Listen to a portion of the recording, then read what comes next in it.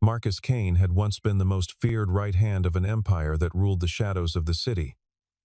But years ago, he vanished to live like an ordinary man after the death of his wife. No one remembered his real face anymore.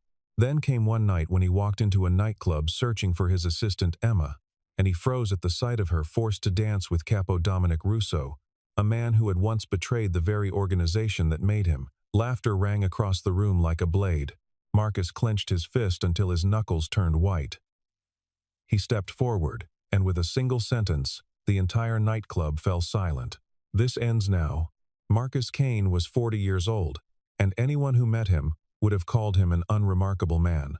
He owned a small auto repair shop on the edge of town, a place with a rusted sign and an old radio that never stopped playing country music. He spoke little, worked with his hands, and never raised his voice. Not even when customers argued over prices. People in the neighborhood loved him the way they loved a quiet fixture of their lives. Someone dependable, someone who never asked for more than what was fair. Years earlier, he had raised a son alone after tragedy took his wife. And now that his son had grown and moved away to build his own life, Marcus lived by himself, in a modest house, with a garden he barely tended. He liked the silence. He liked being forgotten. Emma Whitfield was 29, sharp-eyed, and precise in everything she did. She worked as the personal assistant to Vincent Romano, the chairman of Romano Holdings, a company that on paper dealt in real estate and private investment. She managed his calendar, his crises, and his temper with the same calm efficiency, never flinching even when the demands grew unreasonable. Colleagues respected her because she never panicked, and rivals underestimated her for the same reason. She drove an aging sedan that broke down more often than it should have, and that was how she first came to Marcus Kane's garage on a rainy afternoon 2 years before this story truly begins. At first, their conversations were short, limited to engine trouble and invoice totals, but something about Marcus's quiet steadiness drew her back even when her car needed no repairs at all. She would bring him coffee in the mornings before work, and he would fix small things on her car without charging her. A loose mirror, a squeaking belt, nothing that mattered except the excuse it gave them to talk. Neither of them spoke of what was growing between them, though anyone watching could have seen it in the way Marcus's expression softened whenever she walked through the door. To Emma, he was a rare kind of calm in a world that constantly demanded more from her. To Marcus, she was the first person in years who made him forget the silence he had built around himself. For a long while, their story felt like nothing more than a gentle romance waiting patiently to bloom. Two ordinary people circling each other with quiet affection neither dared to name. Neighbors joked that Marcus smiled more since Emma started visiting. Emma's co-workers noticed she left the office earlier on the days she planned to stop by his shop. It was the kind of tenderness that asked for nothing and expected nothing, built slowly across small gestures rather than grand declarations, and for a while, that was enough for both of them. Nothing about their lives suggested there was a darker world waiting just beneath the surface. Patient and hungry, ready to pull them both back into it. Marcus kept a photograph of his late wife tucked inside a drawer in the garage office. A small kindness he allowed himself on quiet afternoons when the shop was empty, and the past felt safe enough to visit. He never spoke of her to customers, never explained the faint sadness that sometimes crossed his face without warning. And Emma, sensing there was pain she had not yet earned the right to ask about, never pushed him to explain it. Instead, she simply stayed present, bringing coffee on cold mornings, lingering an extra few minutes after her car needed nothing more, letting her presence speak where words might have felt intrusive. Marcus noticed the patience in that restraint more than he ever told her, and it became, without either of them naming it, the quiet foundation of something neither was ready to call love just yet. There was an ordinary Tuesday, unremarkable in every way, except that it planted a seed neither of them forgot, when Emma's car broke down 2 streets from the garage during a sudden downpour. Marcus walked out in the rain, without an umbrella to tow it back himself, refusing her apologies, insisting it was no trouble at all, even as water soaked through his jacket. Afterward, dripping and laughing despite themselves, they sat together in the small waiting room drinking bad coffee from a machine that rarely worked properly. And for the first time, the conversation drifted somewhere personal, somewhere neither business nor small talk could reach. Emma mentioned, almost in passing, that she sometimes felt like her job asked more of her than any person should reasonably give. Marcus listened without offering advice, only presence, and something about that silence told her he understood exhaustion in a way most people never could. But quiet lives rarely stay quiet forever. And the first cracks began to show in ways too small for anyone but Marcus to notice. Emma started staying at the office long after the building emptied, her lights the last ones burning on the 14th floor. She began taking phone calls outside, pacing the sidewalk with her arms wrapped tightly around herself, her voice dropping to a whisper whenever anyone walked too close. The easy warmth in her eyes gave way to something tighter, something exhausted, as though she were carrying a weight she refused to set down. Marcus noticed the shift, the way a man who once read danger for a living always would, in the tension of her shoulders, and the way her gaze flicked toward the door of any room she entered. He asked her once, gently, if something was wrong. And she smiled the practiced smile of someone trained to reassure others, even while drowning herself. She told him it was only work. That Chairman Romano had grown demanding lately. That a merger was consuming every hour of her day. Marcus wanted to believe her, and for a while he did, because believing her was easier than acknowledging the instincts stirring awake inside him, instincts he had buried for 15 years. He told himself that everyone had hard weeks. He told himself the world he once knew was gone and could never reach into this quiet corner of his life again. He was wrong, and some part of him already knew it. One evening, closing the garage later than usual, Marcus saw Emma step out of a black SUV parked across the street, its windows tinted so dark they reflected nothing but streetlight. She glanced around before crossing quickly toward the building, her posture stiff, her eyes down. Marcus's hand froze on the roll-up door as he watched a man step out from the passenger side to speak with the driver, a tall figure in an expensive coat, who moved with the unmistakable confidence of someone used to being obeyed. The man's face was turned away, but something about his stance made the hair on the back of Marcus's neck rise. A recognition his mind refused to name just yet. Days later, Marcus finally saw the man's face clearly, and the sight of it nearly stopped his heart. It was Dominic Russo. Older now, harder around the eyes, but unmistakably the same man Marcus remembered from another lifetime. Dominic had once been a low-ranking soldier in the Romano organization, ambitious and calculating even then, always watching, always waiting for an opening. Marcus remembered warning the old boss about him more than once, remembered the young man's eyes following every conversation as though calculating its price. Now Dominic wore the title of Capo, one of the most powerful men beneath Vincent Romano himself. And Emma was climbing into his car like it was routine. Marcus told himself there had to be an explanation, that perhaps this was simply business. Some legitimate arrangement tied to Romano Holdings that had nothing to do with the world he had left behind. But the tightness in his chest refused to loosen. And old instincts, the ones that had once kept him alive through wars fought in silence, began to stir. He started watching more carefully, noting the timing of Emma's disappearances, the bruises of exhaustion beneath her eyes, the way her hands trembled slightly when she thought no one was looking. Whatever she was tangled in, it was far heavier than office politics. And Marcus knew, with a certainty that chilled him, that the past he had buried was somehow reaching for the present he had built. 15 years earlier, Marcus Kane had not been a mechanic at all, but the underboss of the Romano family, the second most powerful man in an organization that stretched its influence through half the state. He had been the man Vincent Romano trusted above all others, the one who settled disputes before they became wars, the one whose word alone could end a conflict that might otherwise have taken years to resolve.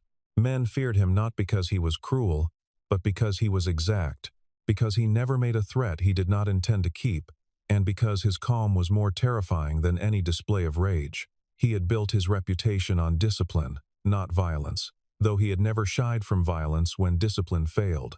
His wife, Sarah, had been the only person who ever saw past the reputation to the man underneath.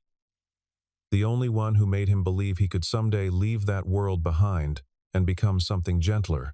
They had a son together, and for a brief handful of years, Marcus allowed himself to imagine a different life. One where his hands built things instead of ending them. But the world he served did not release men easily, and one night, a rival family's retaliation meant for Marcus instead took Sarah from him. A mistake that cost her everything and left him hollowed out in a way violence never had. Vincent Romano, who had loved Sarah like a daughter, did something almost unheard of in their world. He let Marcus walk away.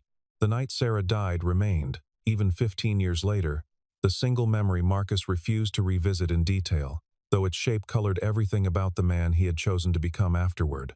He remembered carrying his infant son through a hospital corridor that smelled of antiseptic and fear, remembered the silence of Vincent standing beside him at the funeral, offering no words because no words could have possibly been enough. Marcus made a decision that surprised even those who thought they understood him best. He did not seek vengeance against the men responsible, though vengeance had once been the answer to every wrong in his world. Instead, he asked only for release, understanding at last that continuing down that path would eventually cost him his son as well. And that was a price he refused to pay twice. Marcus disappeared completely after that, erasing every trace of the man he had been, changing his name only slightly, moving to a quiet town where nobody asked questions about scars they could not see. He raised his son alone, taught him nothing of the life he had left, and built a small, honest business with his own two hands, believing that distance and time would be enough to keep the past buried. Only Vincent Romano knew where he had gone, and even Vincent respected the silence Marcus had asked for, sending no word, making no demands, honoring the debt he felt he owed a man who had given the organization 15 years of loyalty. As far as the world of the Romano family was concerned, the legendary underboss Kane was dead, or as good as dead, a ghost story older Capos told to newer recruits. In the years since Marcus vanished, Dominic Russo had risen quickly through the ranks, filling the vacuum his departure left behind with a hunger that bordered on desperation. He was skilled, patient, and utterly without the restraint that had once made Marcus so effective, willing to make promises he never intended to keep if it meant climbing another rung of power. Marcus had warned Vincent about him once, years before Sarah's death, sensing something calculating beneath Dominic's eager loyalty. But Vincent had dismissed the concern as the caution of a man who trusted no one completely. Now, watching from a distance he thought would always separate him from that world, Marcus understood with sickening clarity what kind of man now held Emma's fate in his hands, and what kind of danger that meant for her.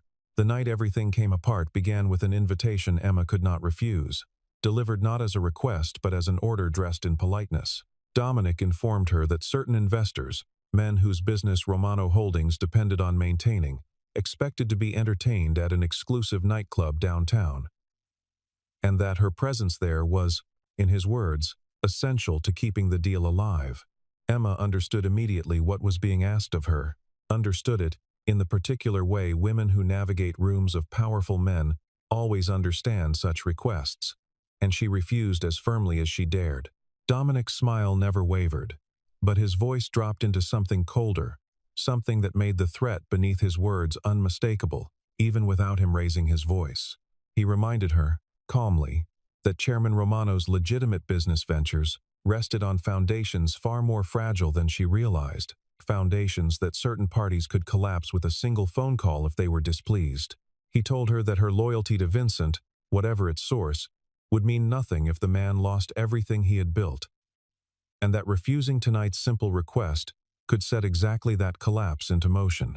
Emma felt the walls close in around her, understood that this was no longer about one evening of discomfort, but about protecting a man who had trusted her. And after a long, breathless silence, she agreed to go. She told herself it would be one night, one performance, and then she would find a way out of whatever web Dominic had spun around her. Emma dressed for the evening the way a soldier might dress for a battle she had no choice but to fight. Choosing her clothing carefully, rehearsing her expressions in the mirror until fear no longer showed on her face. She thought briefly of calling Marcus, of telling him the truth she had kept from him for 2 long years, but she stopped herself each time, unwilling to drag him into danger that belonged to a life he had worked so hard to leave behind. She told herself she was protecting him by staying silent, though some quieter part of her wondered if she was only protecting herself from watching him worry. By the time the car arrived to collect her, she had folded every trace of fear deep beneath a composed, professional mask that had served her well through 2 years of impossible pressure. Inside the nightclub, the air was thick with bass, and the artificial shimmer of colored lights sweeping across a crowd too drunk on power and liquor to notice the fear behind Emma's practiced smile. Dominic kept her close all evening, introducing her to men whose names she memorized out of habit, but whose intentions she understood too well, and every hour that passed felt like a small piece of herself being spent against her will. When the music shifted into something heavier, Dominic took her hand and pulled her onto the dance floor in front of everyone, his grip firm enough to make refusal impossible without a scene neither of them could afford. The crowd around them cheered, oblivious or indifferent to the tension radiating from the woman forced to move in step with a man she despised. Marcus arrived at the club that night for a reason far simpler than fate, though it would feel like fate to everyone who later heard the story. Emma had missed their planned coffee that morning without explanation, had not answered his calls through the afternoon, and by evening his unease had hardened into something he could no longer ignore.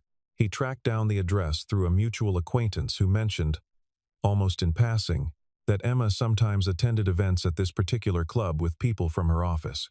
He told himself he was only checking on a friend, only making sure she was safe. But some older part of him, some instinct that had never truly slept, already sensed he was walking back into the world he had spent 15 years running from. He pushed through the crowd near the entrance, scanning faces with the practiced efficiency of a man who had once read rooms for a living. And then he saw her. Emma stood in the center of the dance floor, her face carefully composed into something that might have fooled a stranger but could never fool him, her eyes carrying a desperation she was fighting hard to hide. Beside her, one hand resting possessively at her waist, stood Dominic Russo, laughing at something one of his men had said, utterly certain of his own dominion over the room and everyone in it. The sight hit Marcus like a physical blow. 15 years of careful distance collapsing in an instant, replaced by a fury so old and so familiar, it frightened him with how easily it returned. For a long moment, Marcus stood frozen at the edge of the dance floor, the noise of the club fading into a dull roar beneath the pounding of his own pulse. He watched Emma's eyes catch his across the room, watched the flicker of confusion, and then desperate relief pass across her face before she quickly looked away, afraid of what recognition might cost her. Something inside Marcus, something he had buried beside his wife 15 years earlier, rose up with terrible clarity, and every careful habit of restraint he had built around himself began to crack. He was no longer thinking of himself as a mechanic who wanted to be left alone. He was remembering exactly who he used to be, and exactly what he was capable of when someone he loved was threatened. Marcus moved through the crowd with a stillness that felt wrong in a room built for chaos, people stepping aside without quite understanding why they felt compelled to. Dominic's men noticed him first, two broad-shouldered figures who peeled away from the bar to intercept him, their posture shifting into the practiced readiness of men accustomed to trouble.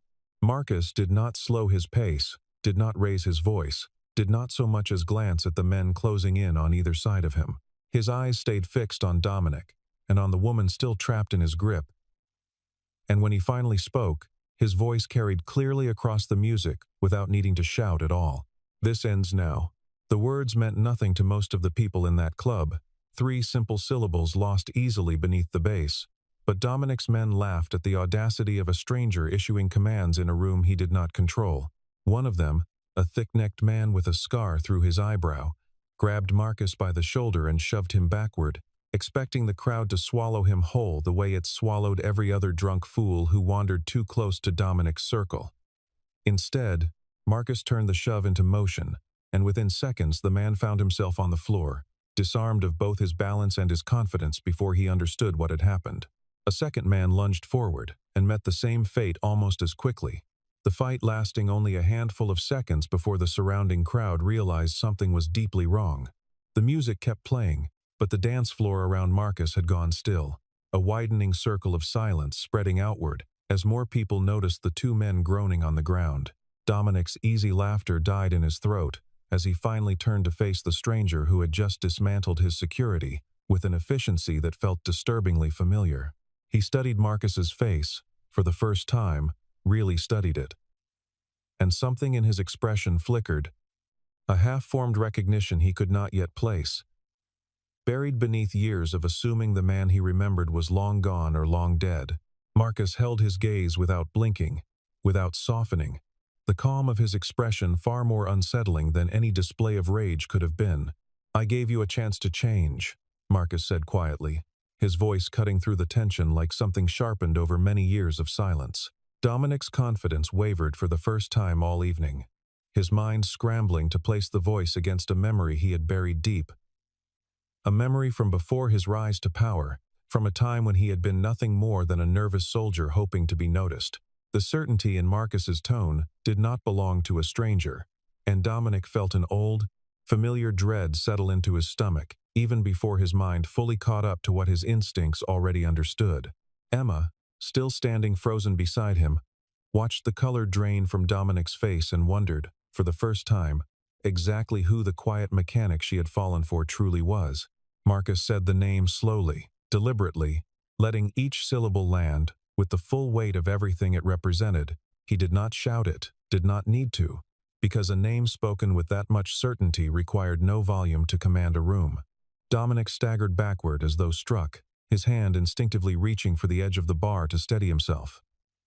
His face draining of every trace of color it had held moments before. Around them, the older men in the room, the ones who had been in the organization long enough to remember, began rising slowly from their seats, disbelief and something close to reverence spreading across their weathered faces in equal measure. An elderly capo near the back of the room, a man named Salvatore who had served the Romano family for over 3 decades, rose to his feet with trembling hands and stared at Marcus, as though looking at a ghost given flesh. "Impossible," he whispered, the word carrying further than he intended, in the sudden hush that had swallowed the club whole. "Underboss Kane," he said again, louder this time, disbelief cracking into something closer to awe, as the name spread outward through the crowd like fire catching dry grass. Within moments, every person in that room who understood what the name meant had gone utterly still, staring at the man they had believed dead or vanished for 15 long years. Whispers rippled through the club faster than anyone could contain them, the name passing from mouth to mouth until even those who had no idea who Marcus Kane truly was could sense the seismic shift happening around them. Emma stood frozen in the center of it all, watching grown men who had terrified her for weeks suddenly shrink back in something resembling fear, all directed at the quiet gentleman who fixed her car and never raised his voice. She searched Marcus's face for some sign of the stranger everyone else seemed to see, some hint of the legend whispered in reverent, frightened tones, but all she found was the same steady calm she had always known, now carrying a weight she had never suspected. The revelation left her breathless, not with fear of him, but with the staggering realization of everything he must have carried silently every single day they had known each other.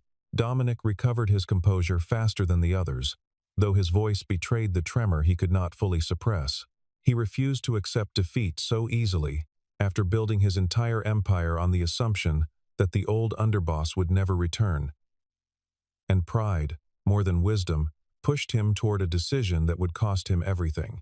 He barked an order to the remaining men stationed around the club, and within seconds, weapons appeared beneath jackets and behind the bar, the atmosphere shifting from shock into something far more dangerous. Marcus did not flinch.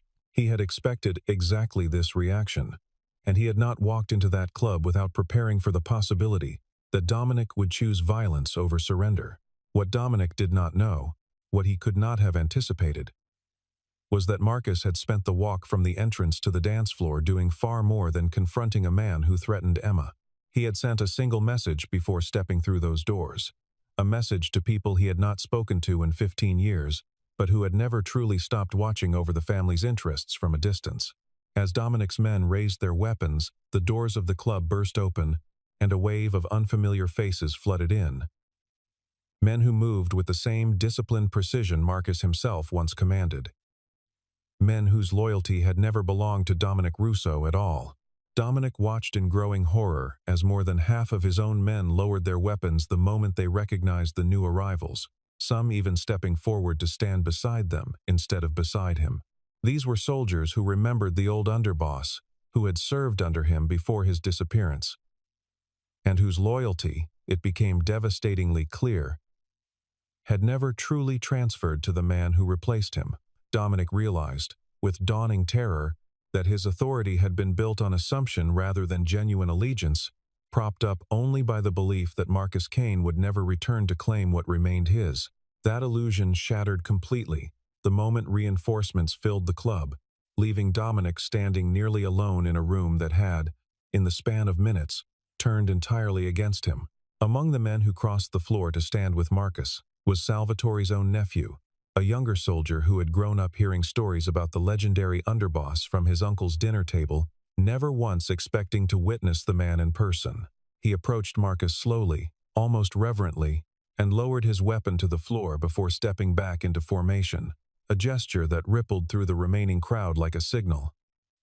One by one, other soldiers, who had quietly resented Dominic's cruelty for years, who had followed him only out of fear rather than respect, found the courage to do the same. Within minutes, the balance of power in that room had shifted so completely that Dominic's earlier confidence seemed almost laughable in hindsight, a house of cards that had needed only a single gust of truth to collapse entirely. Then the crowd near the entrance parted once more, and Vincent Romano himself walked through, older now, his hair fully silver, but his presence commanding the same absolute authority it always had. The room fell into an even deeper silence, every remaining loyalist and bystander understanding instinctively that whatever happened next would be decided by the man who had built this world from nothing decades earlier. Vincent's eyes found Marcus first, and something passed between the two men, a recognition heavier than words. 15 years of separation, collapsing in a single shared glance. Then his gaze shifted to Dominic, and the warmth Vincent had shown Marcus disappeared entirely, replaced by a coldness that made even hardened men in the room take an involuntary step backward. Vincent revealed, in a voice that carried effortlessly across the silent club, that Emma had never truly been Dominic's ally at all, despite whatever impression Dominic had spent months carefully constructing. She had come to him privately nearly 2 years earlier, terrified but resolute, bringing evidence that something was deeply wrong within the organization's newer dealings. Since then, she had worked quietly and dangerously close to Dominic, gathering proof of exactly what he had been doing behind Vincent's back, risking her safety every single day she remained inside his circle of trust.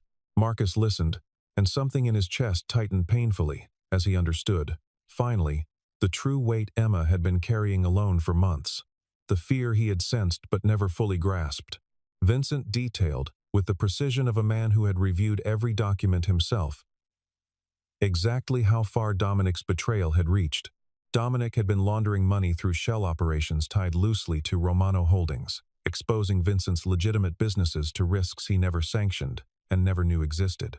He had made secret arrangements with rival organizations, trading information and favors that directly endangered the family's interests, all while presenting himself publicly as Vincent's most loyal capo.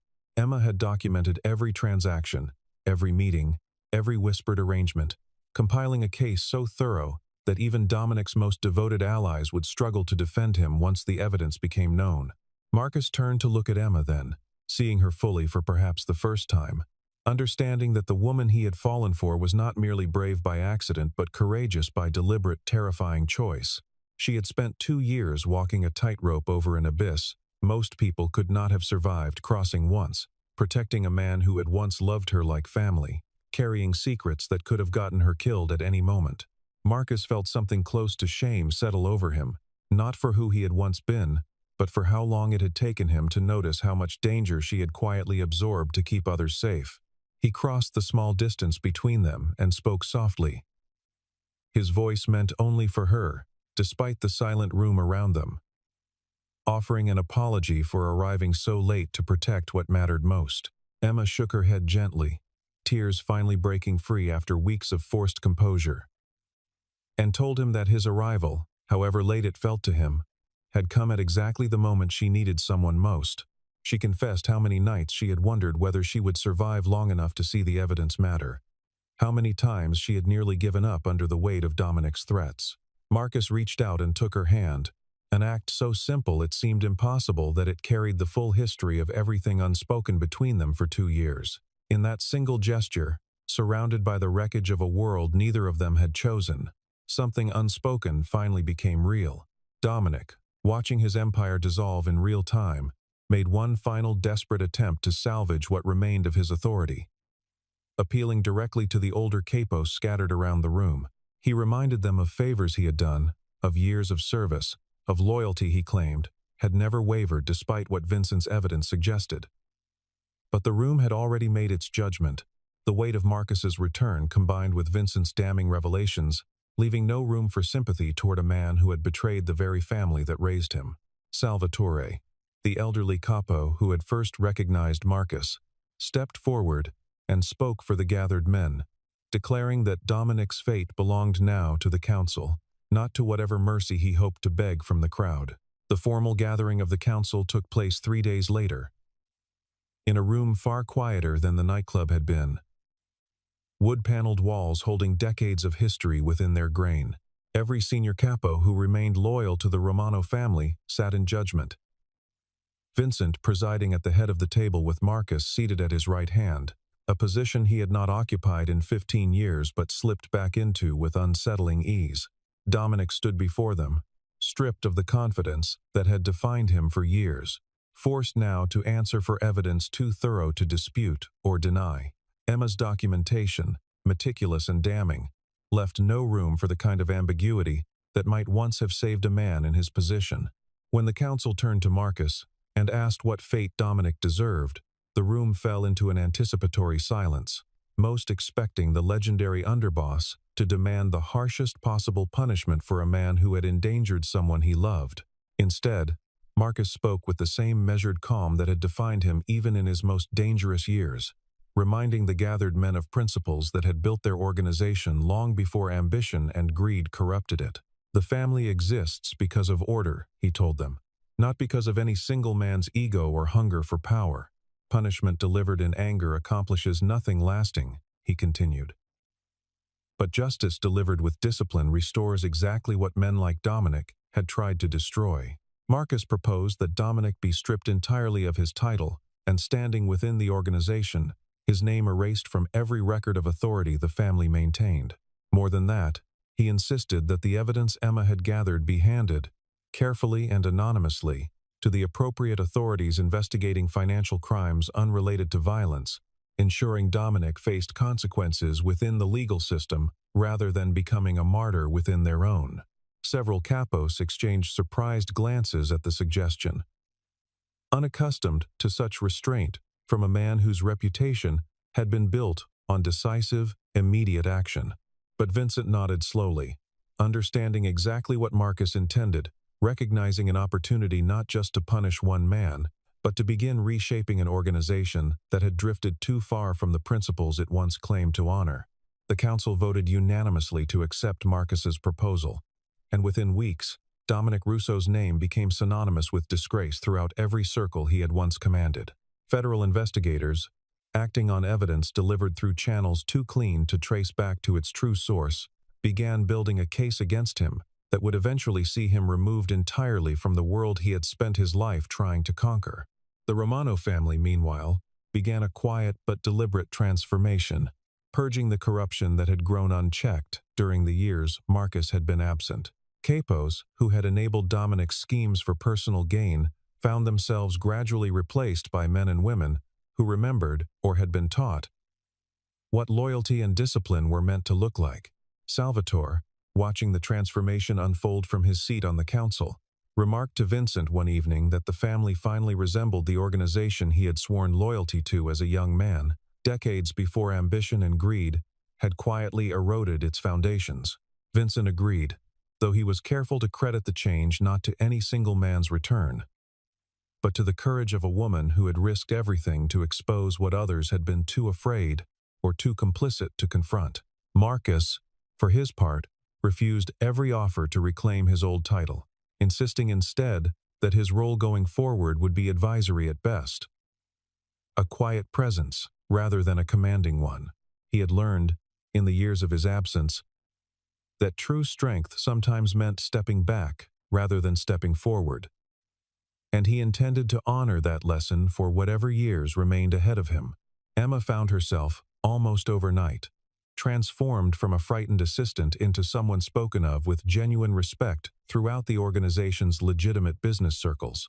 Her courage in gathering evidence under such dangerous circumstances became something close to legend among those who understood the risks she had taken, and Vincent made certain she was rewarded appropriately for everything she had sacrificed. But more than any reward or recognition, what Emma valued most was the simple fact that the constant fear that had defined her days for 2 years finally, completely, lifted from her shoulders.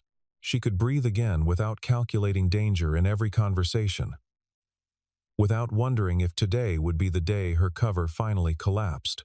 Months passed, and the frantic urgency of that single explosive night gradually settled into something calmer, something closer to the ordinary rhythm of life that both Marcus and Emma had craved all along.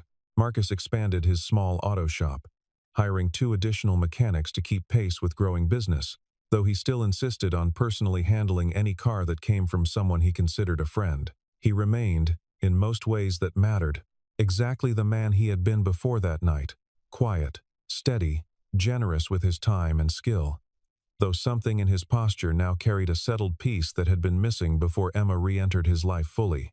Emma made the decision, not long after the dust settled, to leave her position as Vincent's assistant, choosing instead to direct a charitable foundation Vincent established using funds recovered from Dominic's illegal operations. The work suited her perfectly, channeling her sharp mind and steady composure toward rebuilding communities rather than navigating the constant tension of corporate crisis management. Vincent, grateful beyond measure for everything she had sacrificed on his behalf, gave her complete authority over the Foundation's direction, trusting her judgment as thoroughly as he had once trusted Marcus's. Marcus, for his part, began quietly assisting Vincent in untangling the legitimate business ventures from whatever remained of the family's less savory history, using his old knowledge to help build something cleaner in its place. On the evening the Foundation officially opened its doors, a modest gathering filled a renovated community center that had once been slated for demolition before Vincent's funding intervened. String lights hung across the ceiling, casting warm gold light over tables of simple food and the quiet murmur of genuine conversation, nothing like the chaos and danger of the nightclub, where their story had nearly ended months before. Emma stood near the entrance, greeting guests, her exhaustion long replaced by something brighter, something that looked, to anyone watching closely, remarkably like hope. Marcus arrived later than most, dressed simply as always, carrying none of the weight that had once defined every room he entered. Emma found him near the edge of the gathering, watching the crowd with the same quiet contentment he brought to everything now, and she asked him, half teasing and half serious, whether he intended to disappear again someday the way he once had. Marcus considered the question carefully before answering, understanding that Emma deserved more than a casual reassurance after everything they had survived together. He told her, simply, that he had spent 15 years running from a past he could not change, building silence around himself because he believed it was the only way to protect what little peace he had left. But standing there beside her, watching a room full of people who trusted him without fear, he finally understood that peace was not something built through vanishing. No, he told her, his voice steady and certain in a way that left no room for doubt. This time, he wanted to live toward something, not away from it. He wanted a future built openly, without secrets buried beneath careful silence, without a past he had to keep hidden from the people he loved most. Emma's eyes softened at his words, and without either of them needing to say anything more, she reached for his hand the way she had that night in the nightclub, except this time there was no danger pressing in around them, only the quiet promise of everything still to come. They walked out together into the cool evening air, leaving behind the warmth and noise of the celebration, moving at the unhurried pace of 2 people who finally had all the time in the world. Behind them, the organization that had once defined so much of Marcus's life continued its slow transformation into something steadier, something worthy of the principles he had always believed it should embody.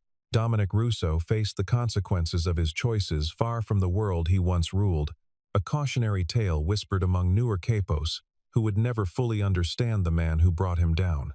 The Mafia's shadow, once so heavy over Marcus's every waking moment, had finally receded into something manageable, something that no longer controlled the shape of his days.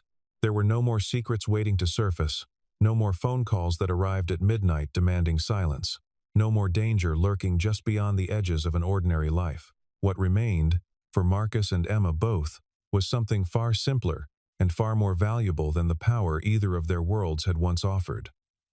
A small house with a garden, Marcus finally found time to tend properly, a foundation that gave Emma purpose without fear attached to it. Two people who had found each other first through quiet, ordinary kindness, and who had proven, when it mattered most, that they were willing to fight for exactly that kind of life. Peace, they both discovered, was not the absence of a story, but the reward for surviving one worth telling. In the years that followed, the garage on the edge of town became something of a quiet legend in its own right. Though none of the customers who brought their cars there ever learned why the owner sometimes received visits from men in expensive suits who called him nothing but a name of deep respect. Vincent Romano stopped by occasionally, no longer as a boss seeking counsel from his underboss, but simply as an old friend sharing coffee on a slow afternoon, watching the family's legitimate ventures grow steadier under guidance neither of them had expected to give again. Emma's foundation expanded twice within its first 2 years, funding scholarships and rebuilding neighborhoods that had been neglected for decades, her name becoming known for entirely different reasons than the fear that once defined her nights. And Marcus, watching her thrive from across whatever room they happened to share, understood at last that the life he had once mourned as lost forever had simply been waiting, patiently, for the right person to help him find his way back to it.